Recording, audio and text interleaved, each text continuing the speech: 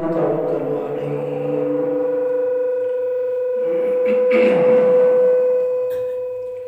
ونعوذ بالله من شرور أنفسنا من يهده الله فلا مضل له ومن يضلله فلا هادي له وأشهد أن لا إله إلا الله وحده لا شريك له وأشهد أن سيدنا وسندنا ومولانا محمدا عبده ورسوله أما بعد فأعوذ بالله من الشيطان الرجيم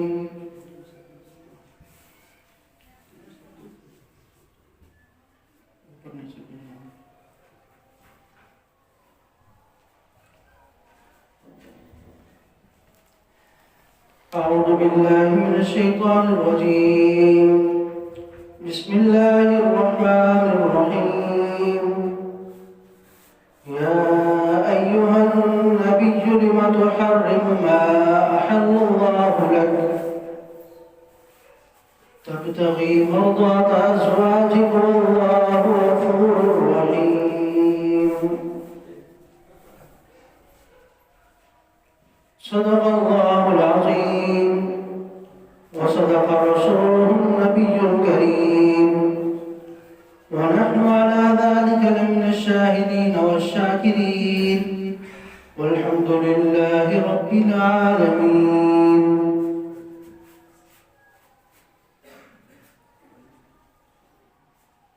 मेरे वाजिब एहतराम काबिल सद एहतराम दोस्तों साथियों बुजुर्गों,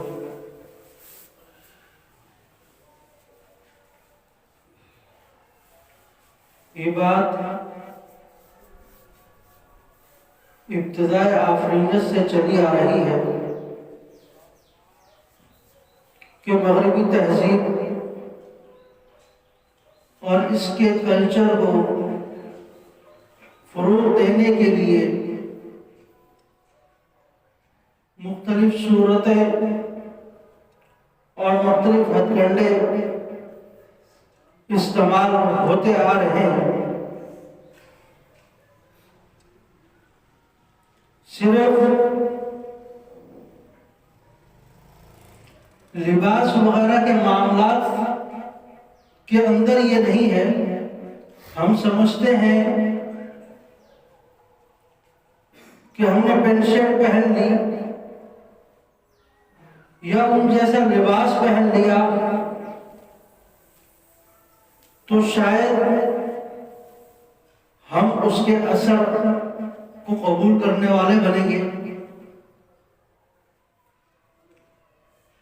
बात इससे बहुत आगे बढ़ चुकी है। पहले उलमाए किराम इस चीज से मना करते थे कि ज़ाहिरी लिबास को उलमा और सुलहा वाला,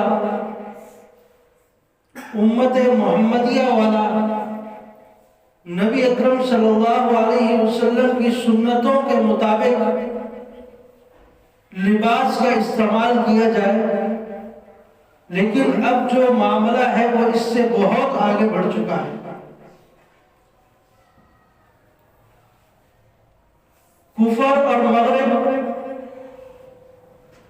जिस तरीके से हम पर चारों तरफ से हमला आवर है,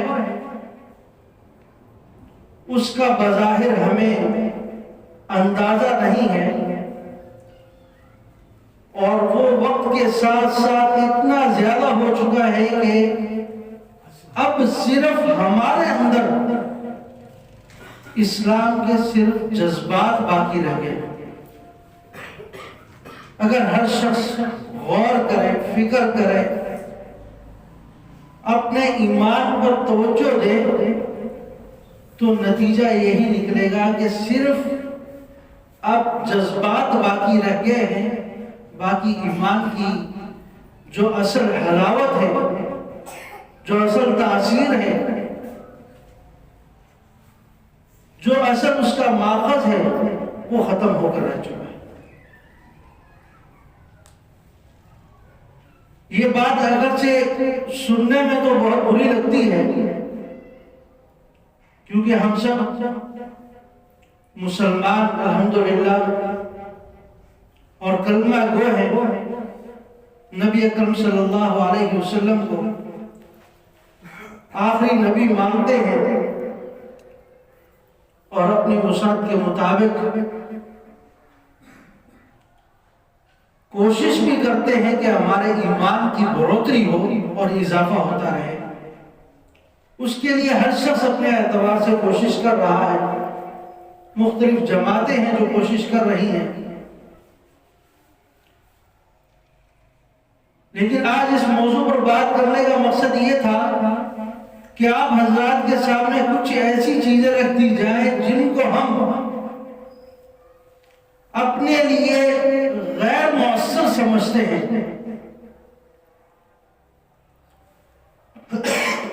या जिनकी तरफ हमारी तवज्जो नहीं जाती, या जहां हम ये समझते हैं कि ये चीजें हमारे दीन पर या हमारे ईमान पर असरअंदाज नहीं होंगी। हर जमाने में कुछ ना कुछ फिरके की शक्ल में या मगरिब तहजीब से मुतासिर लोग इस्तेमाल हुए हैं और इस जमाने में भी हो रहे हैं। ये नबी अकरम सल्लल्लाहु अलैहि वसल्लम के जमाने से चलता हुआ आ रहा है और आज तक। पहले ये था कि सराहतन कोई नबूवत का दावा करता था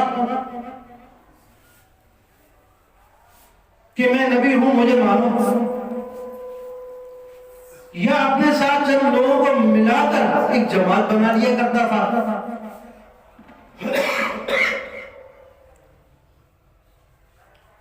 तो उनका कुफर या उनकी मुनाफिकत किसी ना किसी दर्जे में नजर आ जाया करती थी। लेकिन आज के दौर में जिस वक्त से हम गुजर रहे हैं, यहां पक्का और बेहतरीन मुसलमान जाहिर करके वो आपके ईमान को खत्म करते हैं। सबसे बड़ा नजर आएगा कि इससे ज्यादा कुरान और हदीस को जानने वाला कोई नहीं। एक बात करता है बगैर किसी हवाले के नहीं करता। कुरान भी पेश करेगा, हदीस पाक भी पेश करेगा,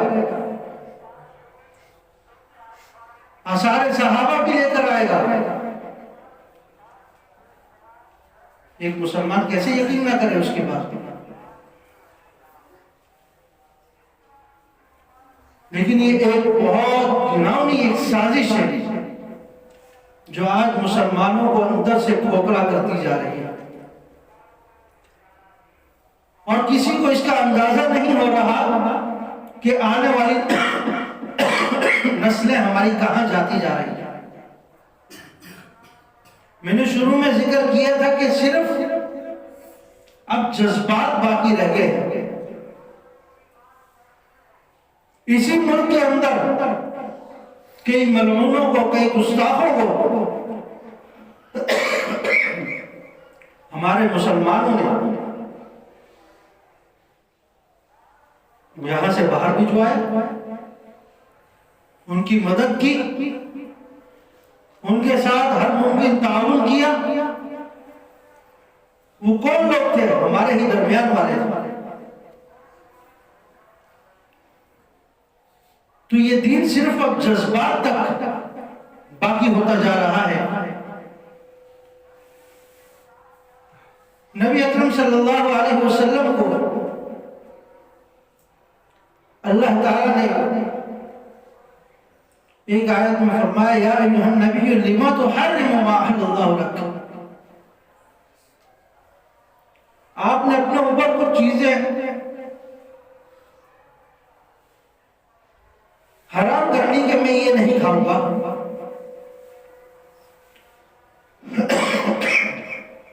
प्याज है, प्याज मैं नहीं खाऊंगा, या इस तरह की कुछ चीजें जिनसे बदबू आती है वो मैं नहीं इस्तेमाल करूंगा, तो अल्लाह ताला ने आयत उतार दी, ये नबी आपको अख्तियार नहीं है कि आप अपनी तरफ से किसी चीज को हलाल या किसी चीज को हराम कह देंगे। ये अख्तियार सिर्फ अल्लाह रब्बुल इज्जत का। आज मगरबी तहजीब, मगरबी लोग सबसे बड़ा काम इस चीज पर कर रहे हैं कि इंसान अपनी जात में आजाद है। पानी लेकर आने, इंसान अपनी जात में आजाद है, वो अपनी तबीयत के मुताबिक जिस चीज को चाहे अपने लिए हलाल कर सकता है, जिस चीज को चाहे अपने लिए हराम कर सकता है। उनका कहना यह है कि यह जमीन और आसमान का जो निजाम है अल्लाह रब्बुल इज्जत की जात चलाने वाली नहीं, यह खुद ब खुद एक तकवीनी तौर पर चलता हुआ आ रहा है। जिस तरह मैं सांस ले रहा हूं इस तरह ये चीजें भी चल रही है। इस तरह प्रोपेगेंडा करके लोगों को मुतासिर करते हैं।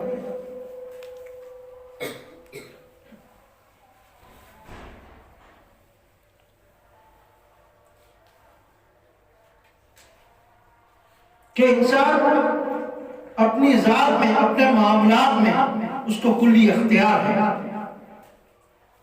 वो जब चाहे जो चाहे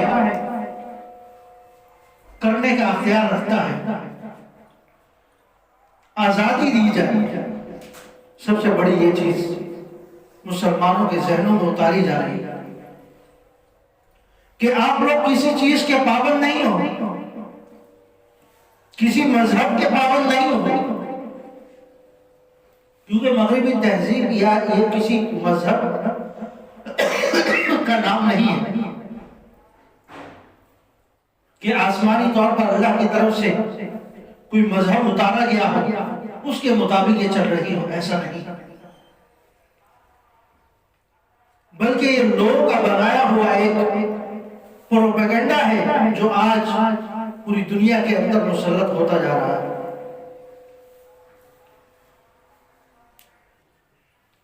सबसे पहला इन्होंने काम यह किया कि अल्लाह के हुक्म को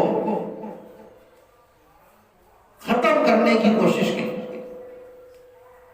और वो किसी हद तक कामयाब भी हो रहे हैं कि हलाल और हराम का ताल्लुक अल्लाह रब्बुल इज्जत के दीन से नहीं है, अल्लाह रब्बुल इज्जत की शरीयत से नहीं है। ये इंसान खुद देखेगा कि सूद मेरे लिए हलाल है या हराम है। मगरबी तहजीब कहती है सूद के अंदर मुनाफा है, आपकी तिजारत बढ़ेगी। यही वजह है कि हमारा सरमायादार तबका हर जगह सूद को जायज करने की कोशिशें करता है। उसको वहां पर फायदा नजर आता है। सूदी निजाम बाहर होना चाहिए हर हाल में। बड़े बड़े बैंक चैलेंज करेंगे, सूद के हक में अपीलें दायर करेंगे ताकि ये सरमायादार जो निजाम है हमारा ये डूब ना जाए। इसी के बिना पर हम आगे चले। यही चीज है जो हमें तरक्कियों की तरफ लेके जाएगी और शरीयत इससे रोकती है, क्योंकि ये एक ऐसा निजाम है जो अमीर को अमीर तर और गरीब को गरीब तर करते हैं। ये एक ऐसा निजाम है जो जालिम को मजबूत और मजलूम को मजीद कमजोर कर देगा रखते हैं।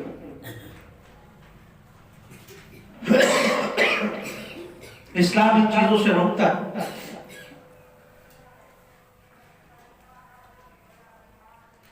दूसरा इन्होंने ये किया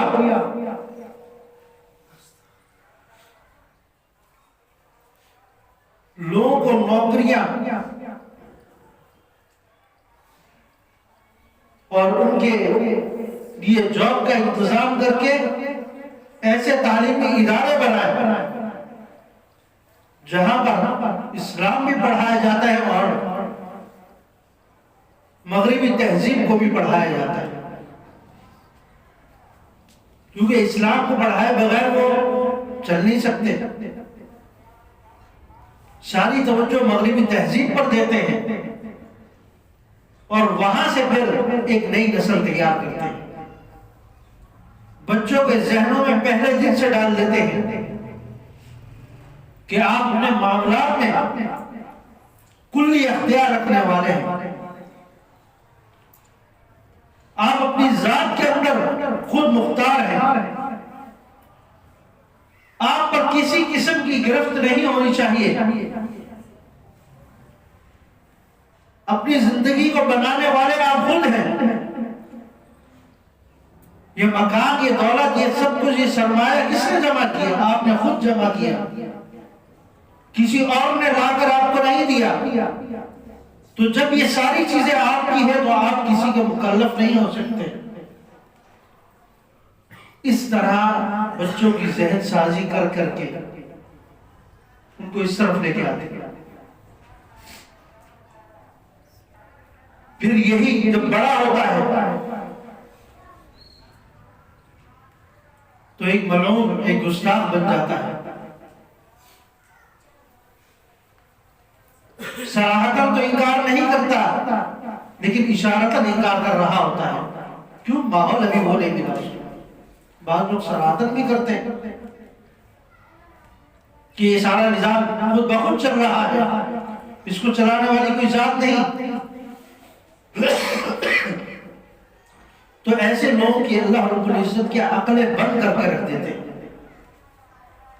जब तुम मेरे खिलाफ खड़े हो रहे हो तो मैं भी तुम्हारी अकलों को खत्म करके रख दूंगा, ताकि जब रोज क़यामत आए तो तुम्हें फिर मैं सख्त से सख्त अज़ाब दूंगा।